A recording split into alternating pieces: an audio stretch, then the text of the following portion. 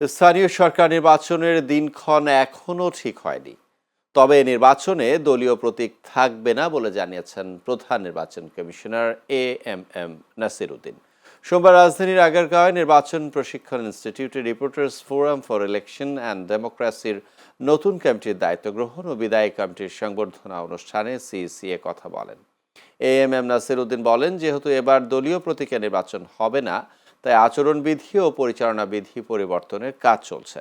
তিনি বলেন, এবার দলীয় প্রতীক ব্যবহার না হলেও বিভিন্ন রাজনৈতিক দল ইতোমধ্যে নিজেদের প্রার্থীর পক্ষে অবস্থান নিচ্ছে, যা নির্বাচনকে উত্তপ্ত করে তুলতে পারে। তবে দেশে ভালো নির্বাচনের একটা সংস্কৃতি চালু করতে চায় কমিশন। রাজনৈতিক দলগুলোকে নিজেদের মধ্যে আলোচনা করে রক্তপাতহীন নির্বাচনের পরিবেশ নিশ্চিত করার আহ্বানও জানান সিইসি।